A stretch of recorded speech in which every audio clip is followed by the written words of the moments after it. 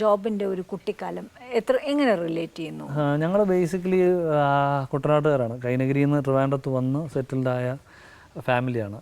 അപ്പം കർഷക പ്ലാന്റേഴ്സാണ് ബേസിക്കലി. കർഷകർ എന്ന് പറയുമ്പോൾ ഞാൻ കറക്റ്റ് ചെയ്യാൻ വരുന്നു, പ്ലാന്റേഴ്സ് ആണ്. പ്ലാന്റേഴ്സാണ്, അതെ അതെ. പ്ലാന്റർ ഫാമിലിയാണ്. അങ്ങനെ ഗ്രാൻഡ് ഫാദർ അങ്ങനെ ഇങ്ങോട്ട് വന്നതാണ്, ഇവിടെ വന്ന് സെറ്റിൽഡായി. അപ്പോൾ പക്ഷേ ഈ പറഞ്ഞ കണക്ക് ആ ബ്ലഡിൽ ഒരു മ്യൂസിക് എലിമെൻ്റ് എന്തായാലും ഉണ്ട്. ഞങ്ങളുടെ ഫാമിലി എല്ലാവർക്കും മ്യൂസിക്കിനോട് ഭയങ്കര ഇഷ്ടവും. ഇപ്പോൾ റാഫി സാബാലും ദാസാറിൻ്റെ പാട്ടുകളും ഇങ്ങനെ റേഡിയോയിൽ ഇങ്ങനെ അവരുടെ ഒരു കുട്ടിക്കാലം അങ്ങനെ, എൻ്റെ ഫാദറിൻ്റെയൊക്കെ മുകേഷും അപ്പം അതുകൊണ്ട് അവർക്കൊന്നും പഠിക്കാനുള്ളൊരു അവസരം അന്ന് നാട്ടുമ്പോൾ അവിടെ ഉണ്ടായിരുന്നില്ല. അപ്പോൾ ആർക്കെങ്കിലുമൊക്കെ ഈ ടാലൻ്റ് ഉണ്ട് എങ്കിൽ ഫാമിലിയിൽ എന്തായാലും പഠിപ്പിക്കണം എന്നുള്ളൊരാഗ്രഹം എൻ്റെ ഫാദറിനും ഫാദറിൻ്റെ ബ്രദേഴ്സിനും ഒക്കെ ഉണ്ടായിരുന്നു. അപ്പോൾ probably they would have seen a spark in me, ചെറിയൊരു തോതിലെങ്കിലും പഠിപ്പിക്കാനൊരു സുരേന്ദ്രൻ എന്ന് പറഞ്ഞൊരു സാറുണ്ടായിരുന്നു നമ്മുടെ വീടിൻ്റെ അടുത്ത്. സാറാണ് എന്നെ 12ാം ക്ലാസ് വരെ മ്യൂസിക് പഠിപ്പിച്ചത്. അപ്പോൾ സാറ് വരും. അപ്പം അങ്ങനെ ഒരു വളരെ ക്ലോസ് ഗുരുകുല വിദ്യാഭ്യാസം പോലെ കിട്ടി. അതെ, സാറ് വീട്ടിൽ വന്ന് ട്യൂഷൻ എടുക്കുമായിരുന്നു, മ്യൂസിക് ട്യൂഷൻ. അതുകൊണ്ട് സാറിനോട് എനിക്ക് എന്നും തീരാത്ത കടപ്പാടാണ്. നമ്മൾ എത്രയൊക്കെ പാട്ട് പാടി ആൽബം സെൽഫ് ക്രിയേഷനൊക്കെ പറഞ്ഞാലും സിനിമയിലൊരു പാട്ട് വരുന്നു, തിയേറ്ററിൽ ആദ്യമായി ആ പാട്ട് കേൾക്കുന്നു, ആതിരയുടെ ആ ഒരു ഫീലാണ് എനിക്ക് കേൾക്കേണ്ടത്. ഞാൻ തിയേറ്ററിൽ പോയിട്ട് എൻ്റെ ആദ്യത്തെ പാട്ട് കണ്ടത് ഉറുമിയിലെ സോങ് ആയിരുന്നു.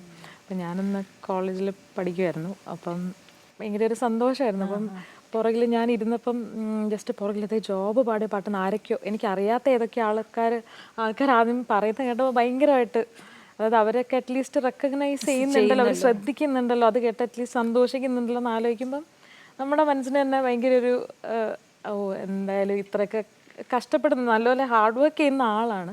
അപ്പോൾ ദൈവം ഏതായാലും ഇടയ്ക്കിടയ്ക്ക് ഒന്ന് അനുഗ്രഹിച്ച് വിടുന്നുണ്ടല്ലോ എന്ന് ആലോചിക്കും. എനിക്ക് ആ പാട്ട് കേൾക്കുമ്പോഴപ്പോഴും അതൊരു കോറസ് ആണ്, ആരാന്നേ അല്ലേ ആ പാട്ടിൽ. ഒരു ബിഗ് ഫിലിം, അതാണ് അതിന്റെ ഭാഗമാവുക.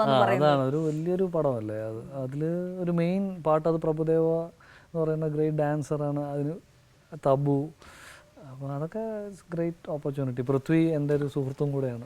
ഗ്രേറ്റ് ഓപ്പർച്യൂണിറ്റിയുടെ കാര്യം പറയുമ്പോഴാണ് ചിത്ര ചേച്ചിയായിട്ടും ഒരു ഡ്യുവറ്റ് പാടിയിട്ടുണ്ട്. അതെ അതെ അതെ. ഫസ്റ്റ് പാട്ട് അൽഫോൺസ് ചേട്ടൻ കമ്പോസ് ചെയ്ത.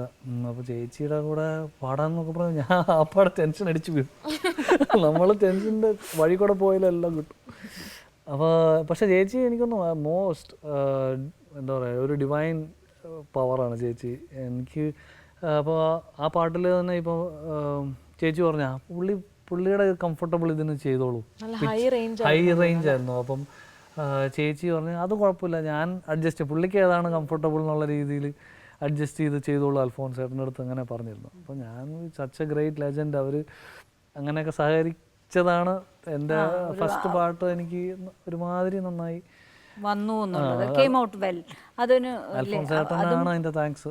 ചേട്ടനാണ് എന്നെ വിശ്വസിച്ച് ആദ്യം ഒരു, പിന്നെ വിനയൻ സാറാണ് അതിൻ്റെ ഡയറക്ടർ ഉണ്ടായിരുന്നത്. അപ്പോൾ സാറ് ഞങ്ങളുടെ ഷോയ്ക്ക് ഗസ്റ്റായിട്ട് വന്നപ്പോഴാണ് ആ പാട്ട് ഓഫർ ചെയ്തിരുന്നത്. ഇങ്ങനെ ഇതിൽ രണ്ടാമത് വരുന്ന ആൾക്കാണ് ഞാൻ ഒരു പാട്ട് എൻ്റെ പടത്തിൽ കൊടുക്കുമെന്ന് പറഞ്ഞിട്ട്. അപ്പോൾ I am grateful to him also. അതൊരു എന്നാലും ആ ആദ്യത്തെ പാട്ട് ചിത്ര ചേച്ചി അല്ലേ ഒരു ലെജൻഡിന്റെ കൂടെ പാടുക എന്ന് പറയുന്നത്. എന്നും അത് കഴിഞ്ഞിട്ട് ചേച്ചിയായിട്ട് ഷോസ് ചെയ്തിട്ടുണ്ട്. ഞാൻ രസത്തിൻ്റെ അകത്തൊരു പാട്ട് രാജീവ് സാറിൻ്റെ തിരുവാതിര മോഡലൊരു പാട്ട്. അപ്പോൾ ഞാൻ ചേച്ചിയെ കൊണ്ട് എങ്ങനെയെങ്കിലും അത് പാടിക്കണം എന്നായിരുന്നു എൻ്റെ വലിയ ഡ്രീമായിരുന്നു. അപ്പോൾ ചേച്ചി സ്റ്റുഡിയോ വന്ന് വളരെ അതൊക്കെ അവരൊക്കെ വേറെ ഒരു തലത്തിലാണ് പാട്ടിനെ കൊണ്ടെത്തിക്കുന്നത്. നമുക്കൊന്നത് അത്രയും ഗൈഡ് ചെയ്യാനുള്ള നോളജ് എനിക്കുണ്ടെന്ന് എനിക്ക് വിശ്വാസമില്ല. പക്ഷേ ചേച്ചി അത് അത്രയും പ്രൊഫഷണലായിട്ടാണ് ചേച്ചി അപ്രോച്ച് ചെയ്തത്. ജോബ് ഹാപ്പിയാണോ, നമുക്കൊന്നും കൂടെ എടുക്കാം. അപ്പോൾ ഞാൻ ആദ്യത്തെ കിട്ടിയിട്ടുണ്ട്, ഞാൻ പറഞ്ഞു അയ്യോ ചേച്ചി ഇനി വേണ്ട മതി. അപ്പോൾ അല്ല നമുക്കൊന്നും കൂടെ അവിടെ ശരിയായില്ല ഇവിടെ ശരിയായില്ല എന്നൊക്കെ ഞാൻ പറഞ്ഞു ഓക്കെ എൻ്റെ ബേബിയാണ് ഒരു പാട്ടെന്ന് പറയുന്നത്. അപ്പോൾ അത് ചേച്ചി പാടിയത് വേറെ ലെവലിലേക്ക്.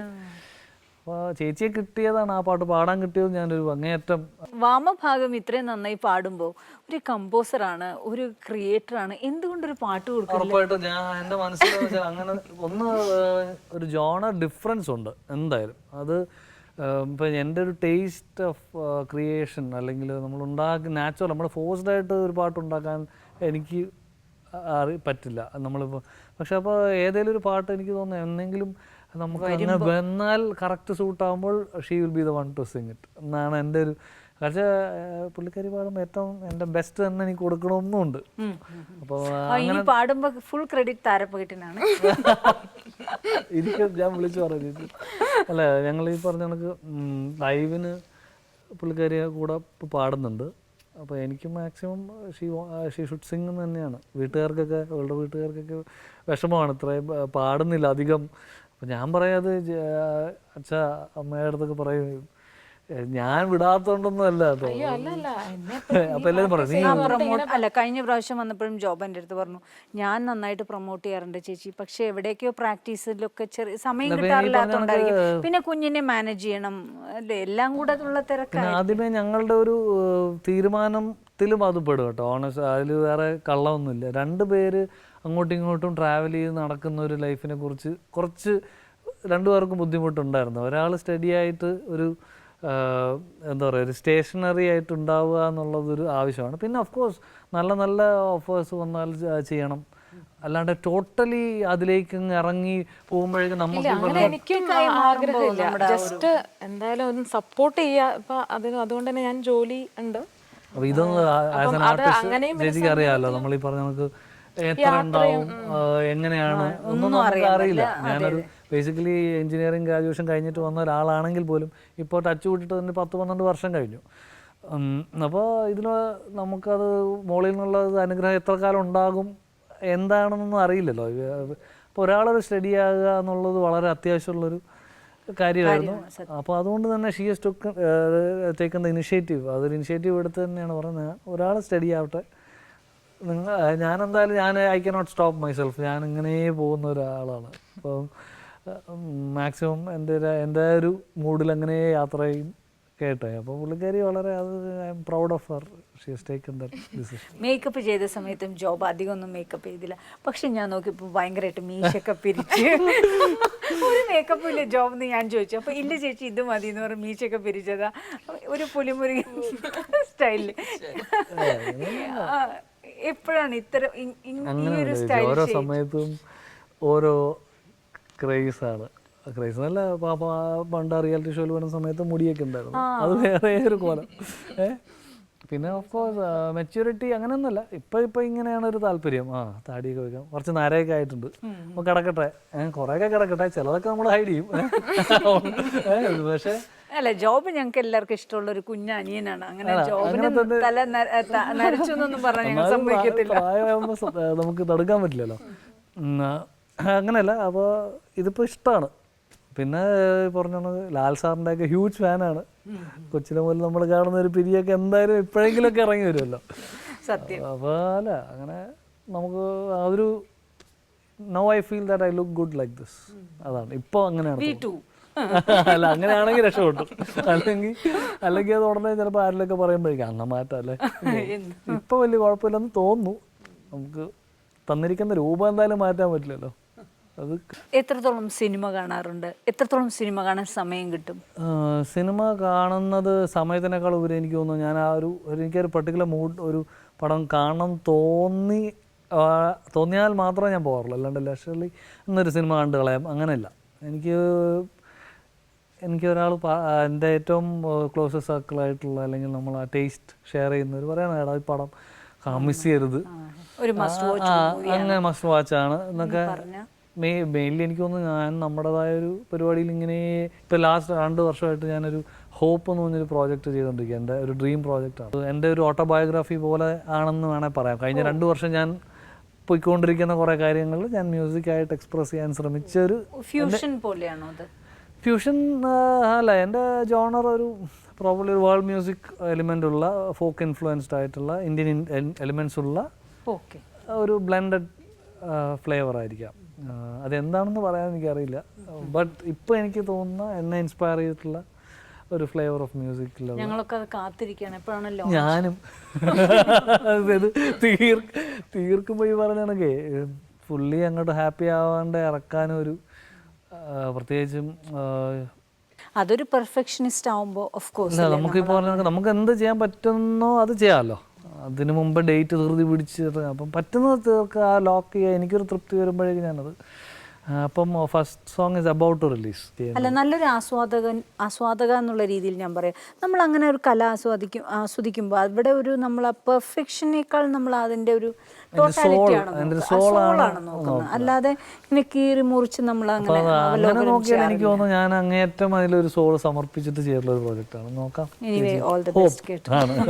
അതിനാണ് ഹോപ്പ് എന്ന് പേരിട്ടിരിക്കുന്നത്. നേരത്തെ പറഞ്ഞു ആതിര തിയേറ്ററിൽ ആദ്യമായിട്ട് പോയി കേട്ടത് ഉറുമിയിലെ പാട്ടാണെന്ന്. എൻജിനീയറിംഗ് കഴിഞ്ഞ് സ്വന്തമായൊരു മേഖല തിരഞ്ഞെടുത്ത് അതിൽ വിജയം കൈവരിച്ചപ്പോൾ we are proud of you എന്ന് നമുക്ക് ഒരുപാട് സന്തോഷമുണ്ട്. പക്ഷേ ഇതാണ് എൻ്റെ മേഖല എന്ന് ചിന്തിക്കുമ്പോൾ നമുക്കുള്ളിലൊരു ടെൻഷനുണ്ട്, എത്രത്തോളം ഇത് സേഫാണ്, ആ ഒരു ഫീല് അതൊന്ന് ഷെയർ ചെയ്യൂ. ഓഫ് കോഴ്സ് ഈ പറഞ്ഞ കണക്ക് ഒരു ബേസിക് ക്വാളിഫിക്കേഷൻ എന്നുള്ളതാണ് പാരൻസിൻ്റെ ഇതുണ്ടായിരുന്നു. അച്ഛൻ, എൻ്റെ ഫാദർ ഒരിക്കലും പറഞ്ഞിട്ടില്ല എൻജിനീയറിങ് തന്നെ എടുക്കണം, മ്യൂസിക്കാണ് താല്പര്യം എന്നുണ്ടെങ്കിൽ യു ക്യാൻ പെർസ്യൂ ഇറ്റ്, അത് കുഴപ്പമൊന്നുമില്ല.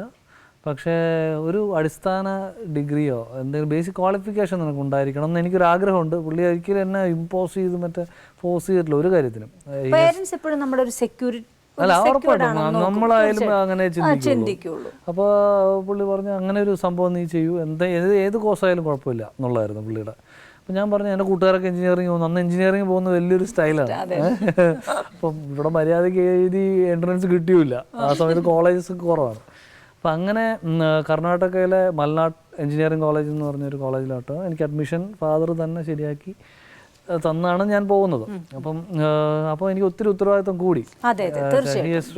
ലിറ്ററലി അങ്ങനെ അധികം പൈസ ഉണ്ടായിട്ടൊന്നുമല്ല, ബട്ട് ഹിയസ് എന്താ പറയുക, പുള്ളി ആ റിസ്ക് എടുത്ത് എന്നെ അവിടെ പഠിപ്പിക്കാൻ വിട്ടു.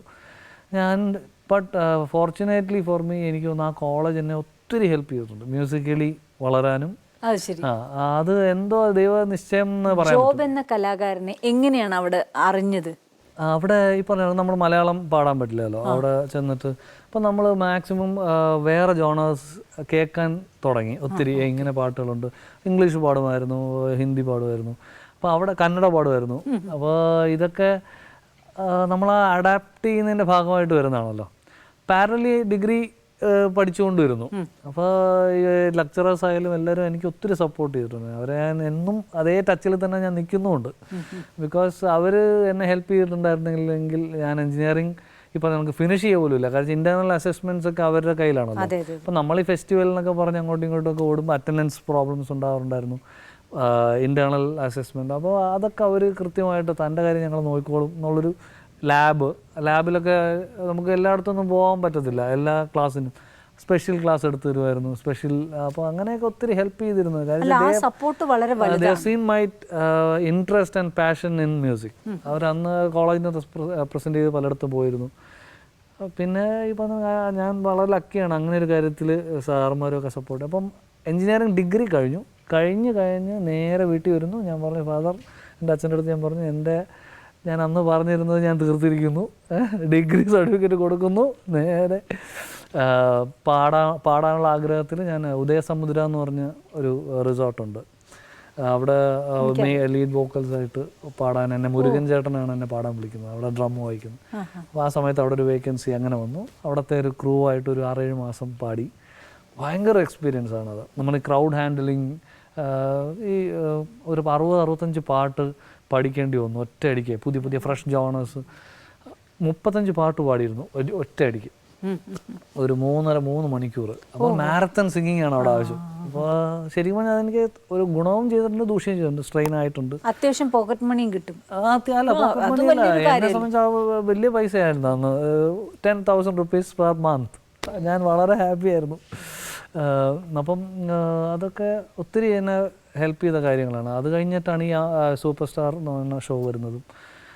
അതിൽ ഓഡീഷൻ ഒരു സജി എന്ന് പറഞ്ഞ ചേട്ടൻ പറഞ്ഞിട്ടാണ് ഞാൻ പോയി. അതിലെ പുള്ളി പറഞ്ഞു നീ എന്തായാലും പോവാം, നല്ലൊരു ഷോ ആണ്. അപ്പോൾ ഞാൻ പറഞ്ഞ ചേട്ടാ എനിക്ക് കോമ്പറ്റീഷനൊന്നും വയ്യ, പോയിട്ട് കോമ്പറ്റീഷനിൽ പങ്കെടുക്കാൻ അങ്ങനെ ഒരു ഇതല്ല. പക്ഷേ പുള്ളി നിർബന്ധിച്ച് ഞാൻ പോയി. അതെനിക്ക് ഒരിക്കലും എനിക്കൊരു മോശം ചെയ്തിട്ടില്ല, അങ്ങേയറ്റം ഗുണം മാത്രമേ അതുകൊണ്ട് സംഭവിച്ചിട്ടുള്ളൂ. അപ്പം പക്ഷേ ക്വാളിഫൈഡ് ആയതുകൊണ്ട് നമുക്കൊരു കോൺഫിഡൻസ് ഇന്നും നമുക്കുണ്ട്. കാരണം വെച്ചാൽ എന്തെങ്കിലും ഈ പിൽക്കാലത്ത് ഒരു ആർട്ടിസ്റ്റ് എന്നുള്ള രീതിയിൽ എന്തെങ്കിലും മോശം ആയിട്ട് ഇതിനെ സംഭവിച്ചാൽ I know that I M qualified four A degree and at least ഒരു വേറെ ഒരു ഇതിലേക്ക് പോകാനൊരു സാധ്യതയെങ്കിലും കിടക്കുന്നുണ്ടെന്നുള്ളൊരു കോൺഫിഡൻസ് മതി നമുക്ക് ഇതിലേക്ക് കൂടുതൽ എഫേർട്ട് ഇടാൻ വേണ്ടി. അതെ അതെ അതെ, നമുക്കൊരു ബാക്കപ്പ് പ്ലാൻ ഉണ്ടല്ലോ ലൈഫിൽ എന്ന് പറയുന്നത് നമുക്ക് ഒരുപാട് സന്തോഷം തരും, ഒരു കോൺഫിഡൻസ് ലെവൽ കൂട്ടും. പക്ഷേ ഇല്ലാതെ വന്ന ഒത്തിരി ഗ്രേറ്റ് ലെജൻസും ഉണ്ട്.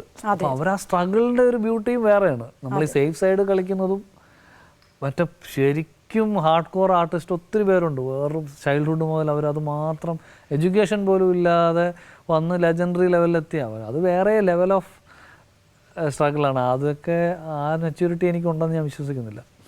അതാണ് സത്യം. നമുക്ക് ഷോ വൈൻഡപ്പ് ചെയ്യാറായി. ഒരുപാട് വിശേഷങ്ങൾ കേട്ടു.